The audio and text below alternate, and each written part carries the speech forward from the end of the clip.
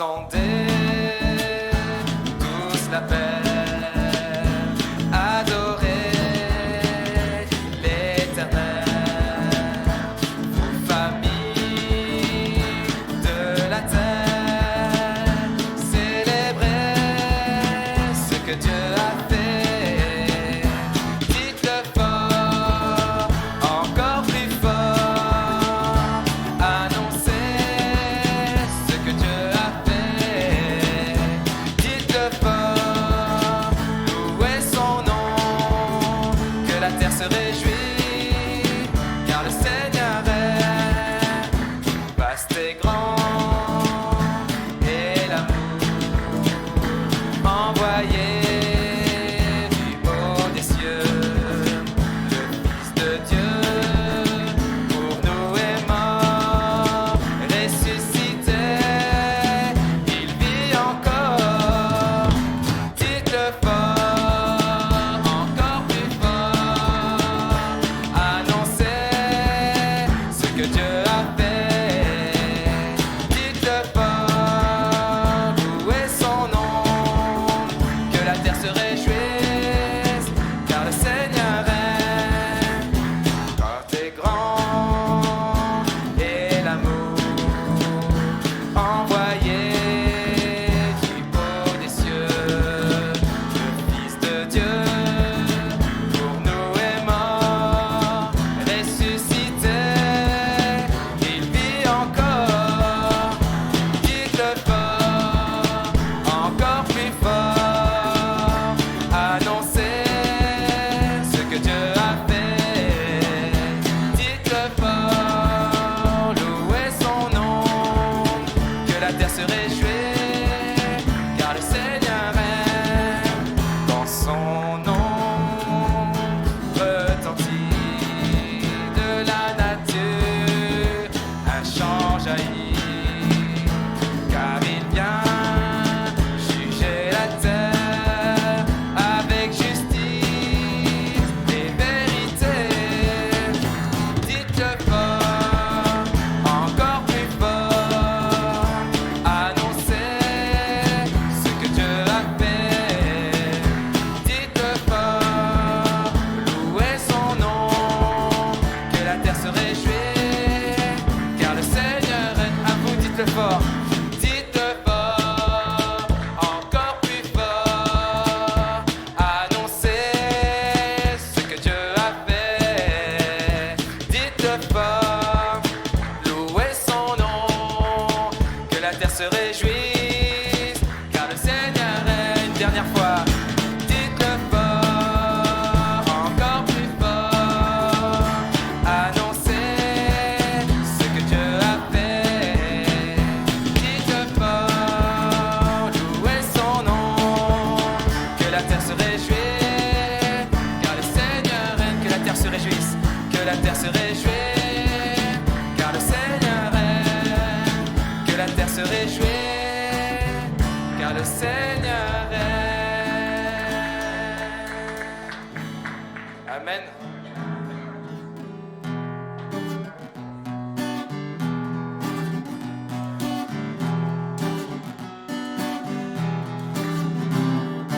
Ni par force, ni par puissance, mais par mon esprit. Ni par force, ni par puissance,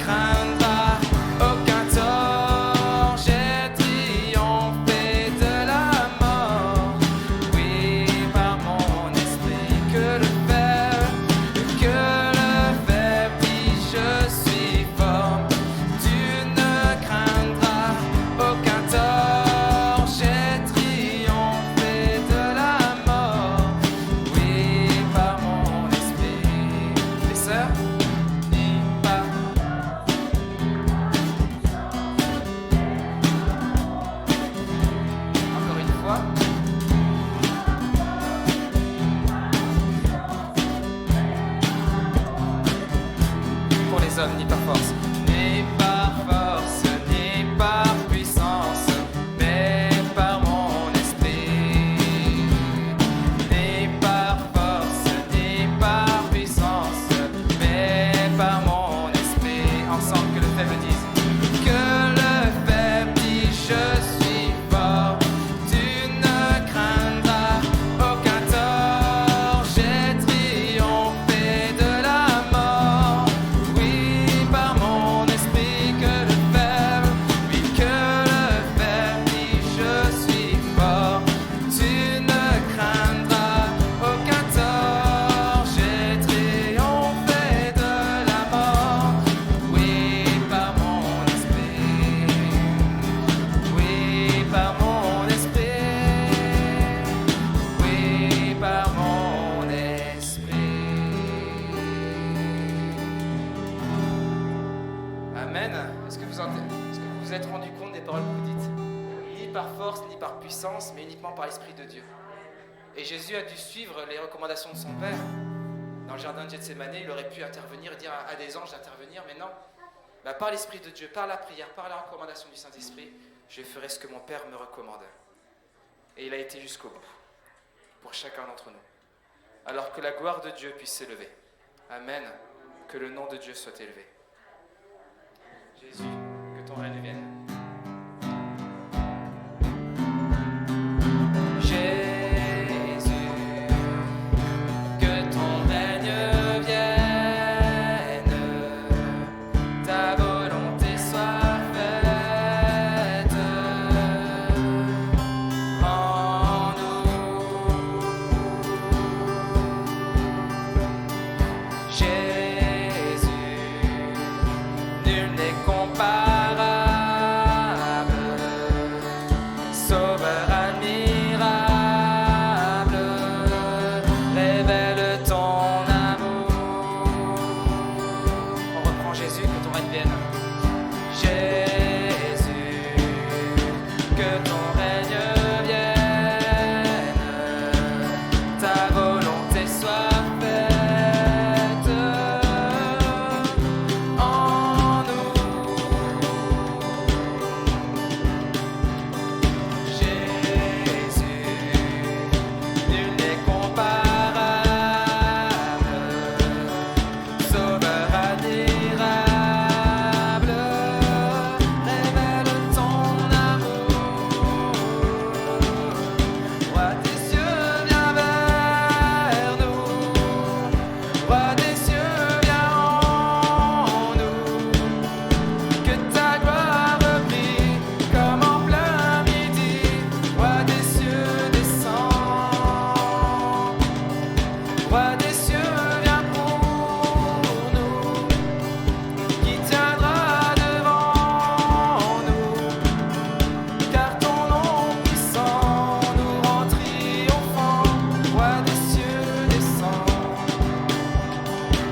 Nous sommes enfants de ta grâce.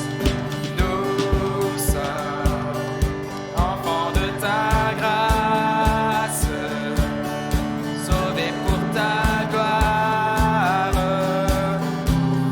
Crions Jésus, que nos cœurs te suivent et que chacun admire ta grandeur. Roi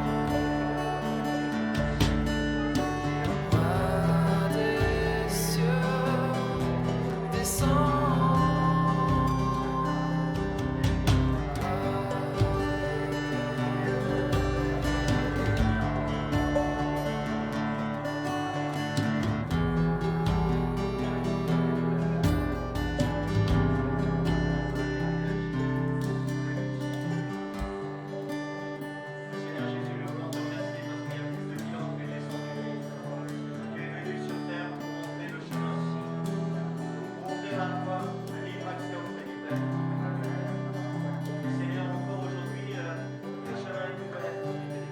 Tes bras sont grands ouverts pour recevoir tous ceux qui veulent s'approcher de toi. Toi, tu es venu jusqu'à nous pour nous sauver, pour nous racheter, pour nous relever, pour nous édifier. Mais ce matin, reçois notre adoration, reçois notre reconnaissance. C'est nous qui venons à toi, Seigneur, pour t'offrir un culte de louange, un culte d'adoration, parce que tu en es digne, maintenant et à jamais. Amen.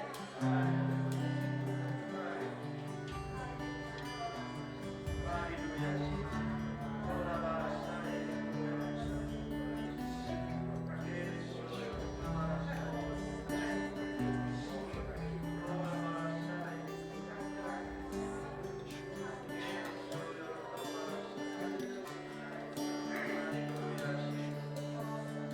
Oui, ce matin, je voudrais parler à ton cœur particulièrement. Je voudrais parler à ton cœur qui est blessé. Ton cœur aussi qui se pose tellement de questions. Bannit tout raisonnement humain et met à la place de tous ces raisonnements humains ta parole, la lumière. Et tu verras le don de Dieu dans ta vie. Ce matin, élargis ton cœur, ouvre les yeux de ton cœur et bannis tous ces raisonnements qui viennent perturber ta vie. Mets-y, au lieu de ces raisonnements humains, mets-y ma parole, de la Genèse à l'Apocalypse, toute ma parole. Reçois ma parole, jour après jour, reçois-la ce matin. Ouvre ton cœur, donne-moi ton cœur, afin que je puisse travailler et que tu puisses travailler avec moi. Oui, ce matin, entends ce que le Seigneur veut révéler dans ton cœur, un cœur qui s'ouvre, un cœur qui attend, un cœur qui désire. Voilà ton cœur, mais maintenant tu le sais, ouvre ton cœur à toute ma parole et remets ma parole constamment tous les jours dans ta vie.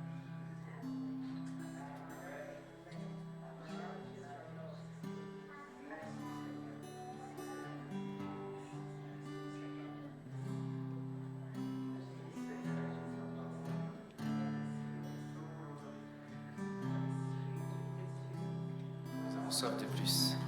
Nous avons soif de plus. Souffle de Dieu, nous t'attendons. Nous avons soif de plus. Esprit de Dieu, souffle sur nous. Remplis-nous à nouveau. Remplis-nous à nouveau. Remplis-nous à nouveau. Remplis-nous à nouveau. Feu dévorant, attisons-nous. La passion pour ton nom. Esprit de Dieu, tombe en ce lieu. Sois le seul maître, sois le seul maître en nous.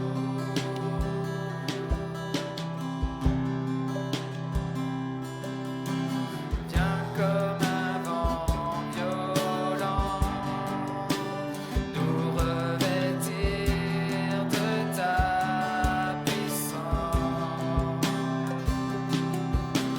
Délivre les captifs, libère-nous pour te louer.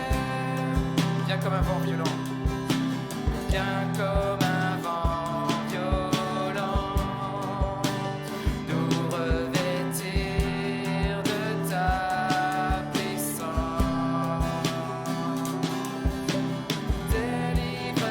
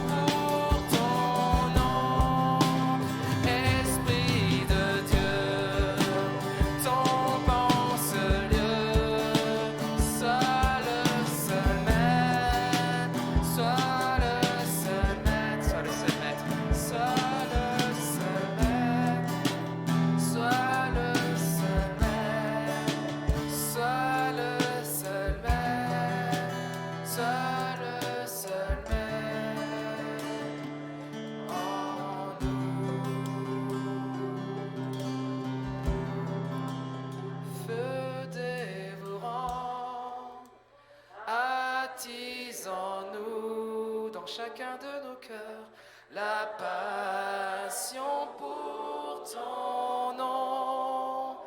Esprit de Dieu, tombe en ce lieu, sois le seul maître, sois le seul maître en nous.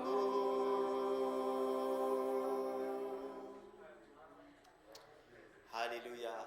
Bon, c'est bon de demander au Seigneur que son esprit soit là et nous conduise. On est dans un temps particulier, dans des temps particuliers où aussi l'Église est interpellée et à vivre ce que la parole de Dieu lui demande. Et apporter nos dîmes et nos offrandes, c'est aussi quelque chose qui est demandé à chacun de nous. Je répète, à chacun de nous. Et la Bible nous dit d'examiner nos cœurs et d'apporter au Seigneur une offrande en accord avec ce que nous on a décidé, mais aussi en accord avec le cœur de Dieu. Et de le faire avec joie. Et dans ce moment où on loue le Seigneur, eh bien, apporter notre dîme et nos offrandes, c'est quelque chose de joyeux. Joyeux pourquoi ? On va le lire dans Malachie 3.10. Malachie 3.10 nous dit « Apportez à la maison du trésor toutes les dîmes. » Alléluia ! Apportez à la maison du trésor toutes les dîmes. Alors peut-être on se dit « Bon, moi ça je mets de côté, ça je le garde pour moi, ça encore, je veux bien apporter. » Mais qu'on examine nos cœurs, Dieu nous dit toutes les dîmes, afin qu'il y ait de la nourriture dans la maison, dans ma maison. Alors merci Seigneur, on en a dans le hall. Pouvez-vous servir, c'est formidable. Mettez-moi, et l'Éternel nous dit, mettez-moi de sorte à l'épreuve. Et écoutez bien. Mettez-moi de sorte à l'épreuve, dit l'Éternel des armées, et vous verrez si je n'ouvre pas les écluses des cieux. Si je ne répands pas sur vous la bénédiction en abondance. Alléluia. Ça doit nous faire réfléchir sur ce que nous sommes en capacité aujourd'hui et sur ce que nous avons décidé aujourd'hui d'apporter au Seigneur. Et peut-être de faire ce pas de foi, dire Seigneur, ok, je vais répondre à ton appel et d'un cœur joyeux, d'un cœur heureux, je vais te donner, je vais te faire confiance. Je vais peut-être oser donner, peut-être comme je n'ai pas osé, mais en tout cas je vais le faire avec fidélité parce que je veux obéir à ta parole. Et je m'attends à toi. Je m'attends à ce que tu ouvres les écluses des cieux. Dans les temps où nous sommes aujourd'hui, il y a ce défi aussi financier, ce défi de la confiance, ce défi aussi du travail. Tout a été rebattu, les cartes ont été rebattues, tout est on va dire, remis à plat. Non ? Je vois Loïc, il va à la chasse aux clients là. Peut-être d'autres, c'est demain, comment vont être mes comptes, comment ça va être au niveau du travail, pour moi, pour mes enfants, pour mes petits-enfants. Et l'Éternel nous dit, à travers Malachie, sois fidèle dans mes ordonnances, offre-moi, et tu vas voir combien je vais ouvrir les écluses des cieux. En fait, ça se résume dans Hébreux 11, au verset 1, la foi. Mettre la foi en pratique, et tu verras combien Dieu lui tient ses promesses. Amen. Prions. Seigneur notre Dieu, notre Père, nous ne voulons pas venir ce matin par habitude, même pas offrir nos offrandes, nos dîmes par habitude. Ni même parce que le pasteur l'a dit, mais parce que toi tu nous invites à te faire confiance, à placer nos vies dans tes mains. Et tu nous dis de te mettre à l'épreuve, et nous serons étonnés comment tu ouvres les écluses des cieux. Combien tu pourvois même au-delà de tous nos besoins. Tu nous demandes, Seigneur, de placer notre main dans la tienne et que tu nous emmènerais dans de verts pâturages, là aussi où coule le lait et le miel. Nous n'avons pas à craindre pour notre lendemain, les oiseaux ne sèment ni ne moissonnent, mais tu pourvois à tous leurs besoins jour après jour. Seigneur, donne-nous d'avoir cette foi qui dépend non pas des temps et des circonstances, mais qui dépend de toi et de toi seul. Au nom du Seigneur Jésus-Christ. Amen. Alors louons le Seigneur, relevons-nous, mettons-nous debout, louons Dieu. Et puis Brigitte, si tu veux bien passer dans les rangs. Et demandons au Seigneur qu'il nous conduise afin d'apporter avec joie ce que nous aurons résolu dans notre cœur. Amen.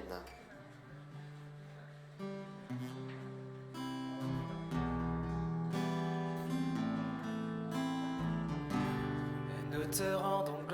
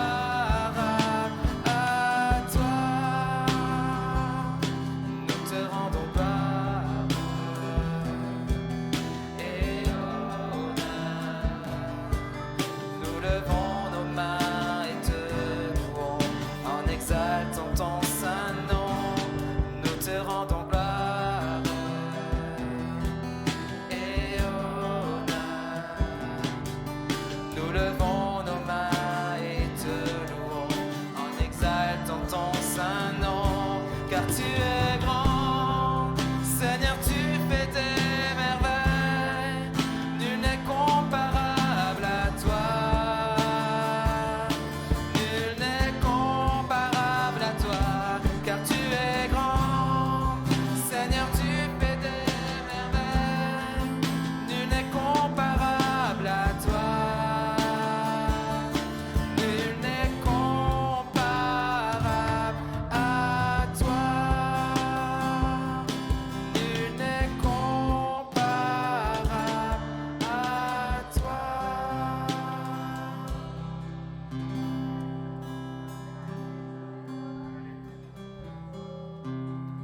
Nul n'est comparable à toi. Amen. C'est bon de pouvoir célébrer le Seigneur. Vous savez, c'est un privilège. C'est un privilège que nous avons de pouvoir célébrer le Seigneur. Alléluia. Et on se réjouit d'être dans sa présence. Alléluia. Que le Saint-Esprit continue à conduire son Église. Que nous puissions avoir des paroles, des prophéties, des directions claires de la part du Seigneur. J'étais en train de prier cette semaine et vraiment j'ai été interpellé par cette image du coronavirus. Vous savez que corona, ça veut dire couronne en espagnol. Corona. C'est pas que la bière. Hein. Et le Seigneur m'interpellait sur cette image que nous, c'était une couronne de gloire qui nous était réservée. Alléluia. Dans le monde aujourd'hui, beaucoup croulent sous une couronne de pandémie, une couronne de crainte, une couronne de peur. Et je crois que c'est le diable vraiment qui veut mettre ça sur les pensées aussi des personnes. Et être dans la crainte et dans la peur. La couronne, là, elle touche au siège de nos pensées. Et basculer dans la crainte, dans la peur, dans la théorie du complot, je crois vraiment que c'est une des manœuvres de l'ennemi. Et nous sommes conscients de ce qui se passe dans ces temps où, oui, l'ennemi veut asservir. L'ennemi veut limiter, l'ennemi veut contraindre. Mais nous avons un Dieu qui est plus puissant que ça. Et ce qui va déterminer notre marche, c'est notre foi et notre confiance en Dieu. Pas dans les médias, pas dans tout ce qu'on peut entendre.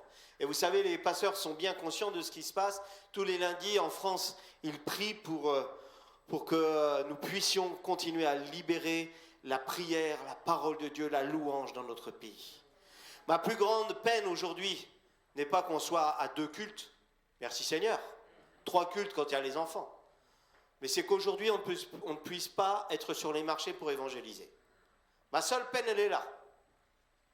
Et ma deuxième peine est que certains soient gagnés par cette peur et cette crainte et par cette théorie du complot. Parce que là, ça limite plutôt que ça libère. La parole de Dieu est là pour libérer. Amen. Je lisais cette semaine aussi, j'ai suivi une conférence qui parle sur lire à travers les temps. Je ne le dis pas bien, j'ai encore ça sur mon portable. Bref, je vais essayer d'être rapide parce que c'est pour les annonces que je suis là. Fallait pas me donner le micro. Mais je suis pas là au deuxième culte, donc je suis en train de briefer en même temps l'équipe. Bon bref, lire à travers les temps. Et il y avait 6 vidéos sur cette conférence qui est faite en distanciel, comme on dit maintenant. Ma peine, c'était de voir que pour tous les titres, lire à travers les temps, je sais plus moi, attention, la lune est ronde, attention, le ciel est bleu, attention. Et là, vous aviez 3000 vues, 1700 vues. Et puis, après, vous aviez lire les temps à travers la parole de Dieu. Et là, vous tombez plus qu'à 700 vues. Mais attendez, nous, notre baromètre, c'est dans la parole de Dieu. C'est pas les titres racoleurs qui doivent nous et je crois qu'aujourd'hui, on peut être abreuvé aussi d'enseignements. C'est le principe de la vitamine C. Vous savez, vous pouvez prendre autant de vitamine C que vous voulez. Au bout d'un moment, ça ne fait plus rien. Une fois que vous êtes rempli de vitamine C, vous pouvez toujours en prendre. Ça déborde. Ça ne sert à rien. Ça ne sert plus à rien du tout. Ça coule. C'est pareil. Puissions-nous mettre en pratique, dépenser ces vitamines que Dieu nous donne dimanche après dimanche, les dépenser pour venir en rechercher, se recharger.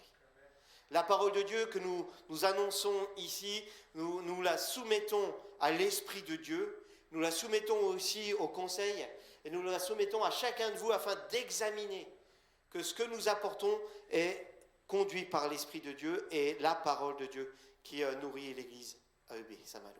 Amen. On est heureux de vous retrouver. Dimanche dernier, nous étions à Nantes.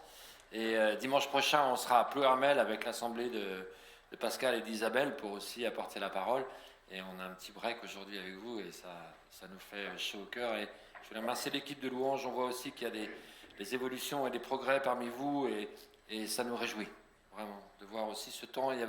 Vous allez voir aussi pourquoi je dis ça dans le déroulement de ce message. On va pouvoir parler aussi d'hôtels et de moments particuliers. Alors, bonjour aux enfants. Je ne les vois pas, ils sont repartis derrière ou je ne sais pas. Ouais, ils sont là.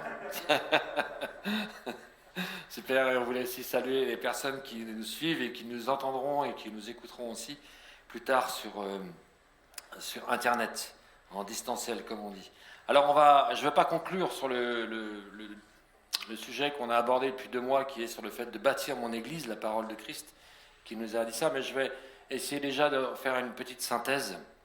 Et vous savez, on a vécu le dimanche dernier le week-end de Pâques, et les 40 jours qu'on suivi le temps de Pâques, ça a été un temps d'enseignement pour les disciples pendant 40 jours, où ils ont été en présence de Jésus, en présentiel. Et dans ce temps-là, la parole nous dit, je vous l'avais dit il y a quelque temps, ils eurent un enseignement sur le royaume de Dieu. Et je crois que c'est des temps aussi où on peut travailler à la lecture de la parole, comme Yannick nous l'a rappelé, je crois que c'est très important. Alors je bâtirai mon église, celui qui a dit ça avait un petit peu de connaissances en bâtiment puisqu'il était charpentier de métier. Donc on peut faire confiance à des gens qui ont un peu de métier pour savoir ce que ça veut dire. Et on se pose la question, enfin je me suis posé la question, pour bâtir il faut des bâtisseurs. Et il faut des personnes qui puissent s'engager. Alors vous savez, il y a dans le bâtiment, il y a des pros. Il y a des spécialistes, mais il y a aussi des amateurs. Il y a aussi quelquefois des touristes du bricolage. ça peut arriver. Il y a des intérims, il y a des freelances, et il y a aussi, malheureusement, des incapables. Et des personnes qui disent « Oh, je laisse ça aux autres, je ne sais pas faire ». Je pense que c'est une façon de voir les choses par rapport à un projet de bâtir. Et dans la vision de bâtir l'Église, je pense qu'il n'y a pas d'incapables et je pense qu'il n'y a pas non plus de personnes qui doivent se permettre de dire « je laisse ça aux autres ». Parce que être, c'est faire. Et déjà d'être là, présent ce matin, et on va le voir, c'est déjà commencer à bâtir l'Église. Et quand j'étais EduxP, quand je m'occupais de personnes en réinsertion sociale, j'avais des personnes qui venaient de milieux ruraux vraiment profonds. Je pense en particulier à un des gars que j'avais, qui avait été élevé par ses grands-parents et qui avait une culture très ancienne. Et il avait un langage assez particulier parce qu'il parlait un patois. Et quand j'ai commencé à travailler sur ce projet de réaménagement des chemins de randonnée sur un département, il a fallu que je travaille sur les cartes, que je travaille sur la courbe des niveaux, je passe sur tous les détails de tout ce que la préparation, et puis à un moment donné, j'ai pu recevoir ce gars pour travailler avec eux. Et au bout de quelques mois, de quelques semaines, ce gars-là est venu me voir et il m'a dit « Tu n'y arriveras pas ». Comme avec son accent, il y a bien trop de disous par rapport au faisous. Vous m'avez compris? Il y a beaucoup de parleurs et il n'y a pas beaucoup de faiseurs. Il y a beaucoup de gens qui pèsent et qui estiment sans y mettre la main à la pâte. Alors, vous savez, on y est arrivé quand même à faire ça. On a restauré 250 km de sentiers et d'espaces naturels sur le département, mais parce que chacun, au fur et à mesure, on a pu donner sa place à chacun pour qu'il œuvre dans ce travail-là. Alors pourtant, les hommes ont une force incroyable quand ils veulent bâtir. Vous savez que c'est quelque chose d'inné et j'allais dire, intrinsèque à la nature humaine de construire, on va le voir tout de suite dans la parole de Dieu, et cela remonte à la nuit des temps. Vous avez eu les temples mayas, vous avez eu les pyramides d'Égypte, vous avez eu le temple d'Angkor, etc., etc. Vous avez des marquages de ces volontés et cette force de bâtir. Et je voulais vous inviter à ouvrir votre parole dans la Genèse au chapitre 11, et vous allez voir comment les hommes, c'est né, ce besoin et cette énergie de bâtir, elle est née vraiment avec la génération post-diluvienne, enfin antédiluvienne, celle qui a suivi le déluge, et il nous est dit au chapitre 11, toute la terre avait une seule langue et les mêmes mots. Comme ils étaient partis de l'Orient, ils trouvèrent une plaine au pays de Shinéar et ils y habitèrent. Et ils se dirent l'un à l'autre, c'est important de se parler, « Allons, faisons des briques et cuisons-les au feu, et la brique leur servit de pierre et le bitume leur servit de ciment. » Et ils dirent encore, « Allons, bâtissons-nous une ville, une tour dont le sommet touche au ciel, et faisons-nous un nom, afin que nous ne soyons pas dispersés sur la face de toute la terre. » L'Éternel descendit pour voir la ville et la tour que bâtissaient les fils des hommes. Et l'Éternel dit, « Voici, ils forment un seul peuple, et ils ont tous une même langue, et c'est là ce qu'ils ont entrepris. Maintenant, rien ne les empêcherait de faire tout ce qu'ils auraient projeté. Alors descendons, et là confondons leurs langues, afin qu'ils n'entendent plus la langue les uns des autres. Et l'Éternel les dispersa loin de la face de toute la terre. Et ils cessèrent de bâtir la ville. C'est pourquoi on appela du nom de Babel, car c'est là que l'Éternel confondit les langages de toute la terre. Babel veut dire confusion. Et c'est là que l'Éternel les dispersa sur la face de toute la terre. Vous avez dans ce texte, on pourra en faire un message, même deux messages. Je veux synthétiser simplement, il y a deux choses que je discerne, c'est les matériaux pour construire, et la deuxième chose, c'est les motivations pour construire. La première chose, c'est qu'ils fabriquent ces briques. Personne ne leur a donné de plan. Ça ne nous est pas dit qu'ils aient reçu un plan, qu'ils aient reçu... Non, il y a une force dans l'union, il y a une puissance dans le fait de vouloir bâtir quelque chose et de s'unir pour bâtir quelque chose. Et il y a une intelligence qui se crée au travers de ça. Une intelligence qui est plus ou moins conduite, on verra comment les choses vont se passer. Alors il y a cet effet de fabriquer des briques, et la deuxième chose, c'est de mettre du bitume. Vous savez que nos sociétés se sont appuyées là-dessus pour construire le monde dans lequel nous sommes aujourd'hui, puisque nous avons bâti, nous avons construit, nous avons conquéri la terre au travers de ces briques, de ces parpaings, de ce béton, et grâce au pétrole, à ce bitume. Et les motivations qu'ils ont eues, c'était la première chose, c'était de construire une tour pour toucher le ciel, pour être à l'égal de Dieu, pour être aussi haut que Dieu. La deuxième motivation qu'ils avaient, c'était donc le désir de s'élever jusqu'à Dieu, et c'était même d'être des dieux. Et de se faire, écoutez bien ceci, de se faire un nom, de nourrir leur orgueil, de nourrir leur propre leur satisfaction personnelle. Ils s'idolâtraient. C'était un refus d'honorer Dieu, c'était un désir d'honorer l'homme, de se trouver des idoles. Et rien n'a changé, croyez-moi. Et surtout, ne pas se répandre, mais rester unis et se manifester en puissance parce qu'ils construisent. Les hommes ont gardé cette même mentalité et ces mêmes motivations. Je crois que bâtir pour se faire une demeure, c'est une bonne chose. On a un couvreur parmi nous ce matin, on a un chef de chantier, et de construire sa propre demeure, c'est une bonne chose. Et je crois que c'est nécessaire. Mais quand l'homme se manifeste de cette façon-là, il produit en lui les fruits d'une servitude. Écoutez bien ce que je veux dire. Il produit en lui, il manifeste la servitude qui l'anime.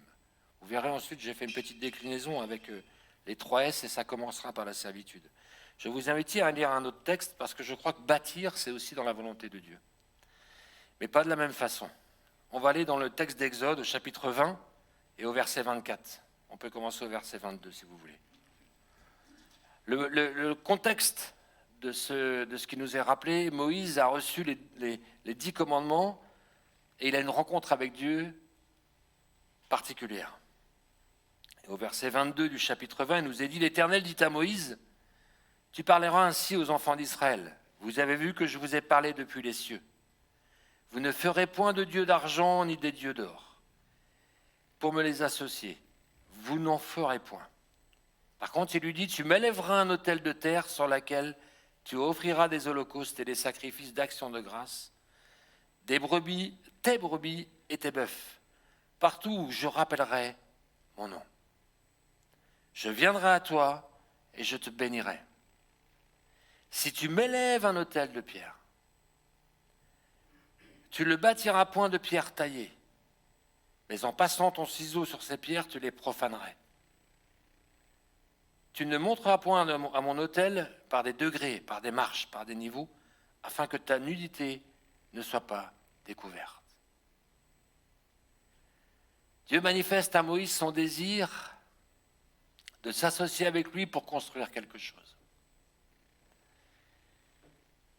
Ce n'est pas une volonté d'homme, c'est un plan que Dieu lui donne.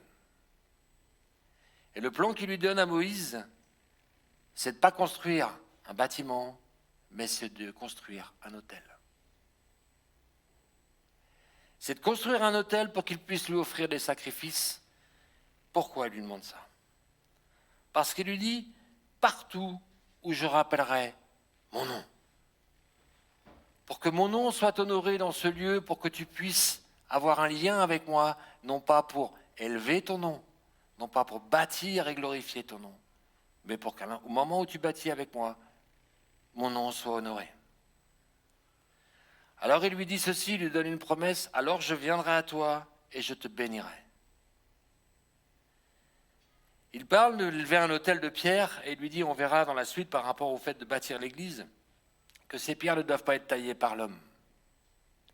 L'Écriture nous dit que nous sommes des pierres vivantes, qui sommes appelés à bâtir l'église. L'homme ne doit pas intervenir pour tailler ces hommes et ces femmes qui s'unissent autour de Dieu. C'est la parole de Dieu et c'est le Saint-Esprit qui doit tailler nos vies pour que nous puissions nous assembler.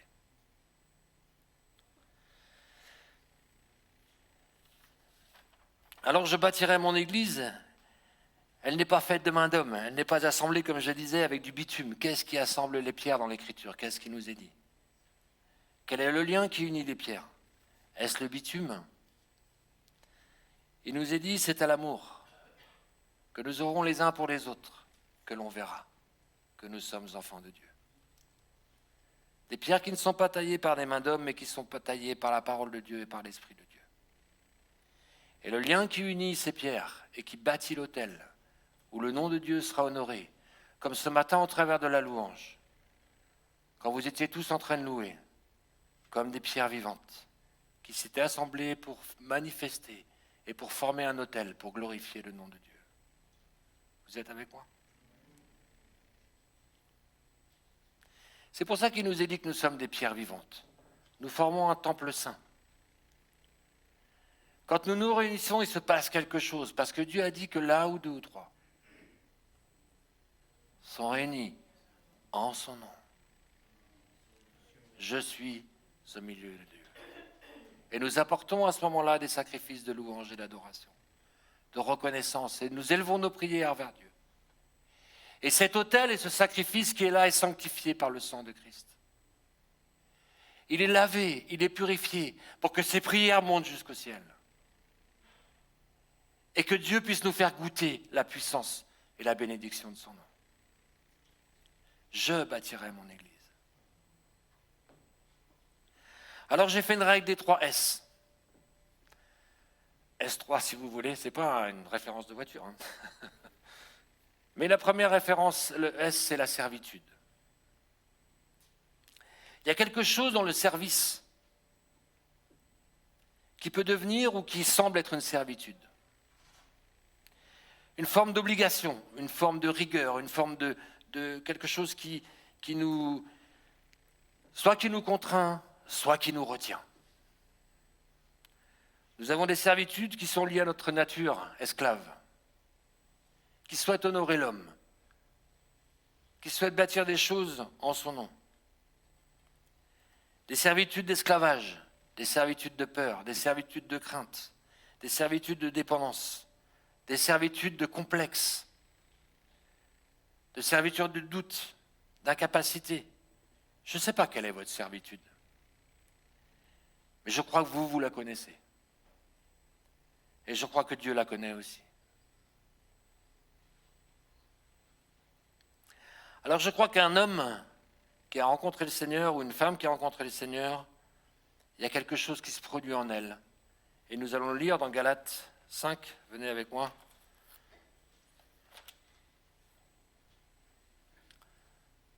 Quand nous avons décidé de confier nos vies au Seigneur, alors l'Écriture nous dit ceci au chapitre 5 de Galates, c'est pour la liberté. C'est pour la liberté que Christ nous a affranchis. Demeurez donc fermes et ne vous laissez pas mettre de nouveau sous le joug de la servitude.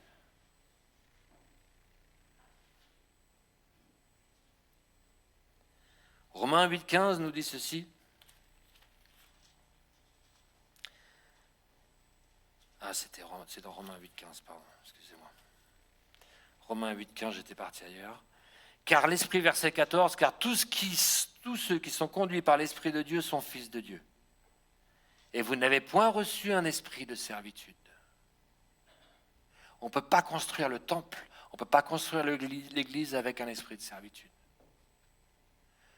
On ne peut pas s'engager en conservant cet esprit de servitude. C'est pas ça qu'on est appelé. Et si on a une sensation de servitude par rapport au service, alors on a besoin de régler des choses avec le Seigneur. Et on a besoin de régler des choses par rapport à notre propre vie. Parce que si nous sommes enfants de Dieu, nous n'avons pas reçu un esprit de servitude pour être encore dans la crainte. Mais vous avez reçu un esprit d'adoption. Et cet esprit d'adoption nous dit ceci, de crier « Abba Père » et non pas gloire à l'homme.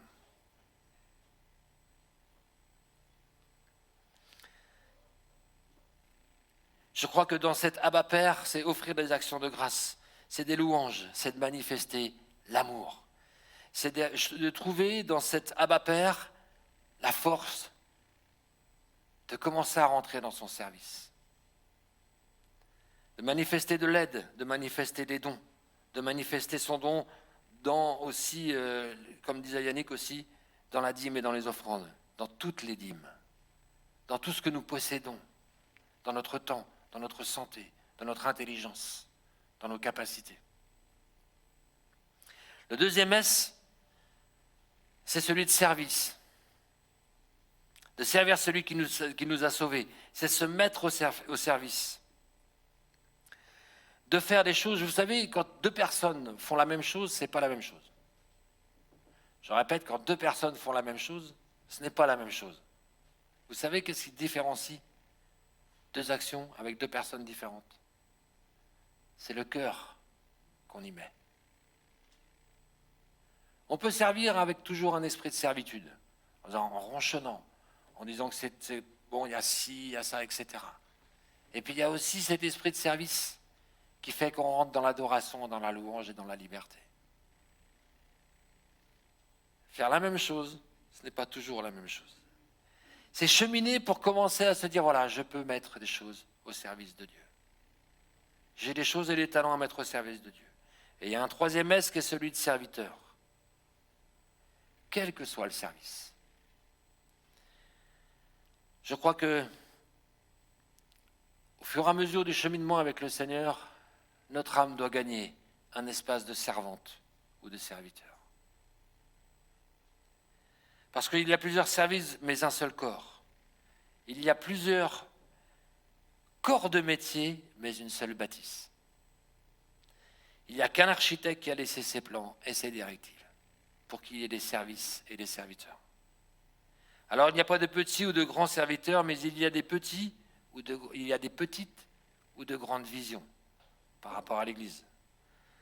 Et plus la vision est importante, plus la motivation pour le service et pour répondre à l'appel de serviteur se manifestera pour bâtir l'Église. Vous êtes toujours avec moi?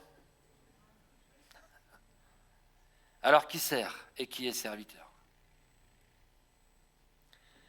Je voudrais vous rappeler en 3 points, en 3 S, service, serviteur, enfin servitude, service et serviteur.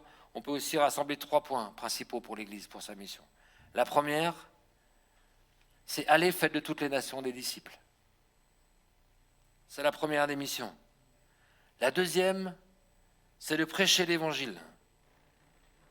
Repentez-vous car le royaume des cieux est proche. Et la troisième mission qui a été confiée, c'est de bâtir l'Église. C'est de faire fonctionner ce corps. Le corps qui témoigne par son existence, par sa réalité terrestre, de son attachement à son Sauveur céleste. Quand nous nous rassemblons, nous sommes un témoin sur cette terre. Nous sommes un témoin que nous reconnaissons Christ comme notre Sauveur et comme notre Seigneur. Mais vous savez quoi? Nous témoignons même dans les lieux célestes.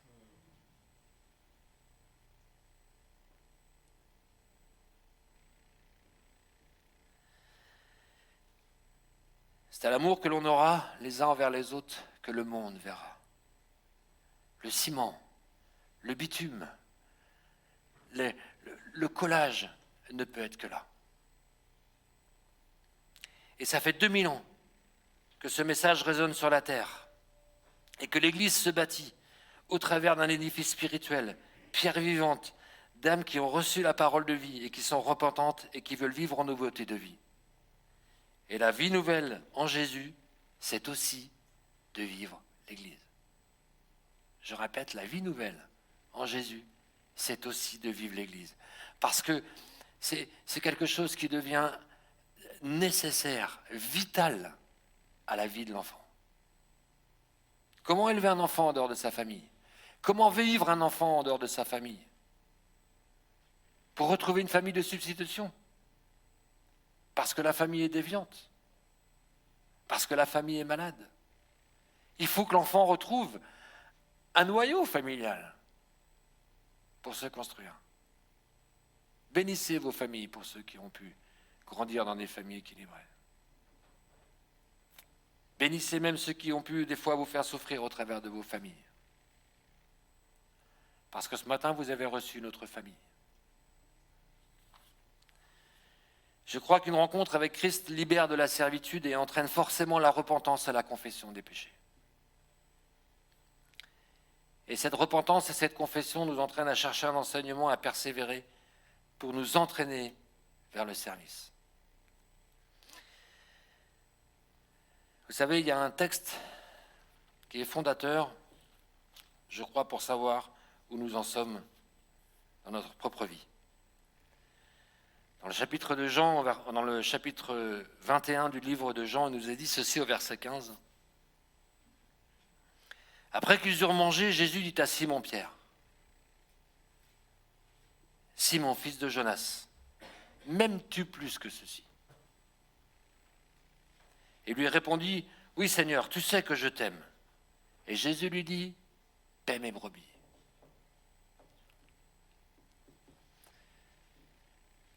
La question que Jésus pose et qu'il nous pose ce matin, c'est « M'aimes-tu » ? M'aimes-tu ?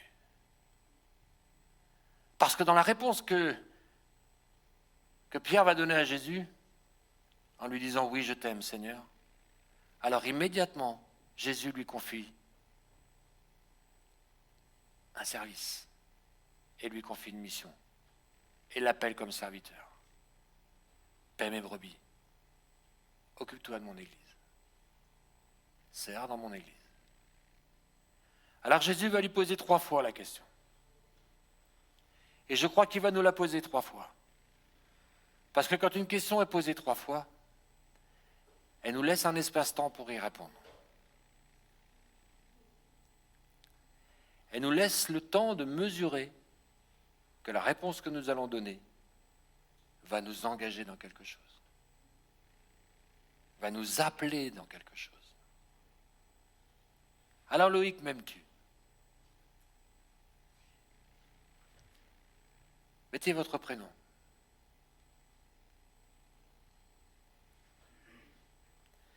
Il lui dit pour la 3e fois, Simon, fils de Jonas, m'aimes-tu ? Alors Pierre fut attristé de ce qu'il lui avait dit pour la 3e fois. Parce que l'introspection sur nos motivations et sur notre relation avec Dieu peut nous faire prendre conscience que nous manquons de profondeur et de sérieux dans l'engagement. M'aimes-tu ? M'aimes-tu ?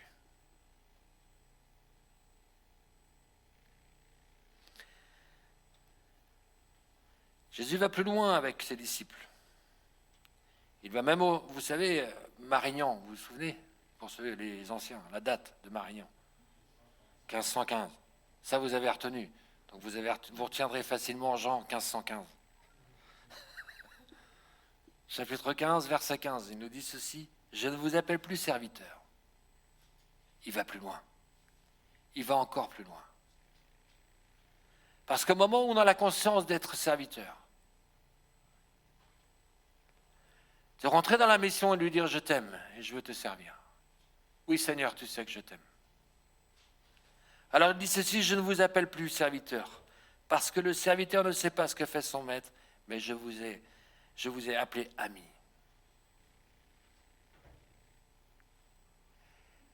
C'est l'étape qui suit. c'est celle d'être cœur à cœur avec Dieu. Oui, je t'aime, Seigneur. Alors, dans cet holocauste qu'on apporte, le Seigneur vient dans l'intimité, vient au plus profond de nos vies, au cœur de nos vies. Et il dit ceci, je t'appelle plus serviteur, je t'appelle ami. Et je te révèle les choses. Et je t'enseigne les choses. Et je suis cœur à cœur avec toi. Et le service ne devient plus une servitude. Mais le service devient une liberté.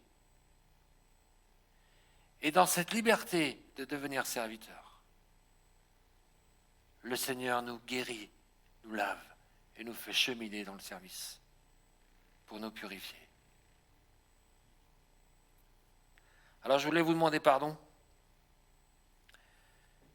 si parfois, dans les derniers temps, on a pu, avec maladresse, de ne pas être assez explicite sur l'Église et vous avoir peut-être mis un joug de culpabilité par rapport au service. Je vous en demande pardon parce que c'était pas ma volonté et c'était pas notre volonté. Et j'espère que ce message, dans cette intimité, dans cette relation, va peut-être effacer des choses qu'on a dites qui n'étaient pas justes. Mais je voulais vous dire quand même quelque chose. Le Conseil et d'autres dans l'Église pressentent les temps. Nous discernons que des événements et que des pressions sur les vies de plus en plus s'accentuent. Peut-être qu'un temps va venir rapidement où la séparation des boucs et des brebis vont se faire.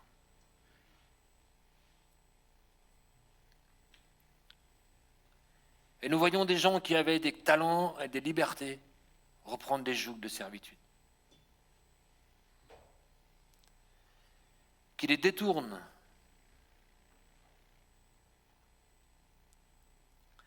Et qui se laissent gagner.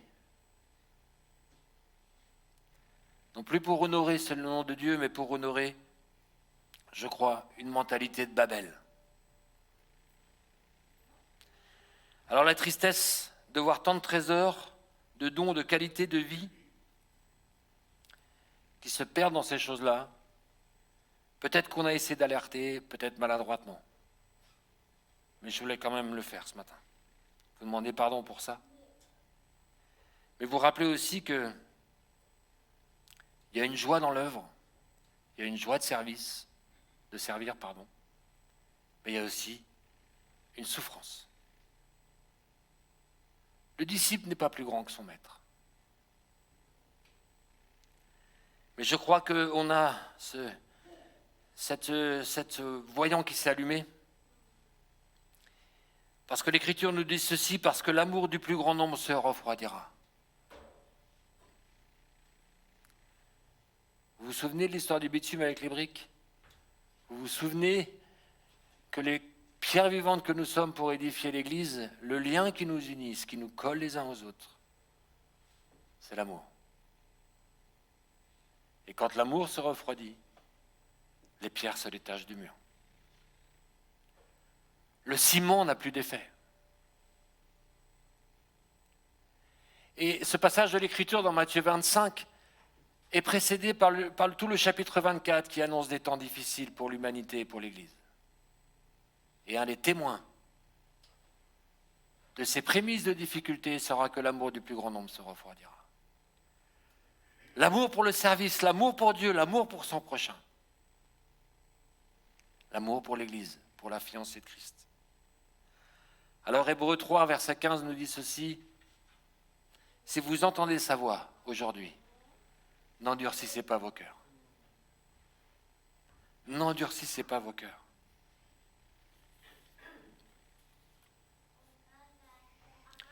L'Église, c'est son corps sur cette terre, mais c'est aussi la constitution, c'est aussi une réalité d'une fiancée dans les cieux, comme je l'ai dit. Il y a un lien mystérieux avec le ciel et la terre dans l'Église.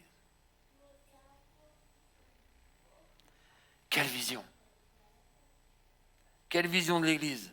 Plus notre vision de l'Église rejoint celle de Christ, plus nous avons un cœur de la servir. Vous avez entendu ça? Plus notre vision de l'Église rejoint celle de Christ, plus nous avons à cœur de la servir, de la chérir et d'en prendre soin.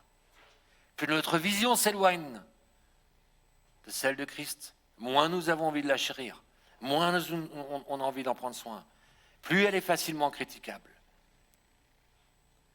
plus il y a du disou.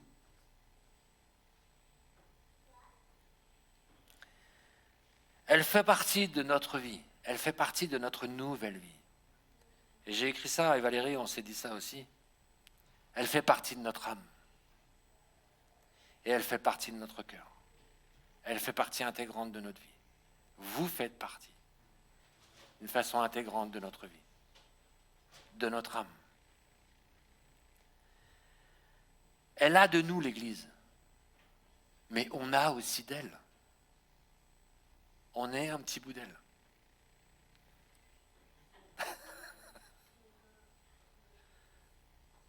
Alors nous témoignons par notre engagement et notre service de tout l'attachement que nous avons à la mission que le Seigneur nous a confiée. Se construire personnellement en bâtissant l'Église du Seigneur et en répondant à son appel. L'hédonisme qui nous appelle de plus en plus à jouir est un mensonge. En tant qu'enfant de Dieu, c'est uni en bâtissant l'autel qui honore Dieu, qui permet d'avoir ce lien et cette liaison, parce que là où deux ou trois sont réunis, je suis au milieu d'eux. Quel mystère. Alors de la Genèse, et je vais conclure, de la Genèse à l'Apocalypse, la prophétie et la vision d'un sauveur qui se met un peuple à part pour vivre une relation d'amour hors religion. Ces religions qui empruntent des rites absurdes et sans vie. Mais il a voulu avoir ce lien d'intimité avec des hommes et des femmes et des enfants, par révélation, par amour, et il a décidé de vivre à ses côtés, à côté de son peuple et de sa fiancée. Je serai avec vous tous les jours, jusqu'à la fin du monde. Sa fiancée, son Église. Et il y a une espérance, et on a partagé ça il y a longtemps avec Yannick, il y a une espérance qui est là. Et j'avais reçu il y a quelques années, en allant travailler un dimanche matin, on avait été œuvré dans une église de la région. Et on avait vraiment reçu cette parole et je voudrais vous la laisser.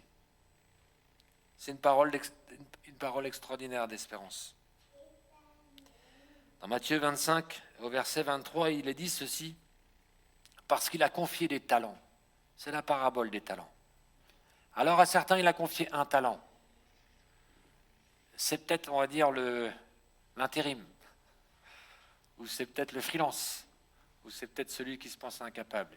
À l'autre, il a confié 2 talents, à l'autre, il a confié 5 talents. Vous connaissez l'histoire de celui à qui on a confié un talent, il a eu peur. Il a eu peur de se mettre au service. Par contre, à celui à qui il a confié 2 talents, à celui qui il a confié 5 talents, il leur dit ceci, je voudrais vous laisser ça. Verset 22, celui qui avait reçu les 2 talents s'approcha aussi et il dit, Seigneur, tu m'as remis 2 talents. Voici, j'en ai gagné 2 autres. Et son maître lui dit ceci. C'est bien, bon et fidèle serviteur. Tu as été fidèle en peu de choses. Je te confierai beaucoup. Écoutez ceci. Entre dans la joie de ton maître. Je vous invite à baisser vos têtes pour pouvoir méditer aussi toutes ces choses.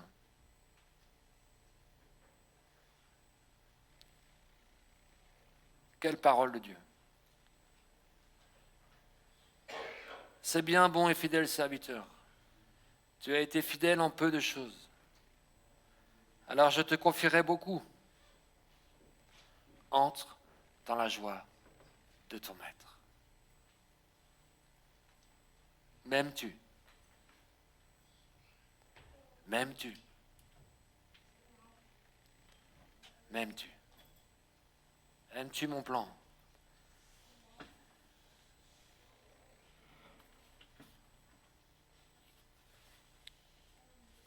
Seigneur, je veux te bénir parce que tu nous as appelés au service. Tu nous as libérés de nos servitudes.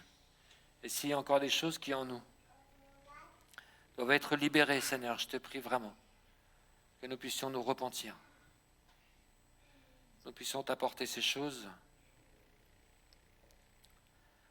afin que nous puissions te servir librement.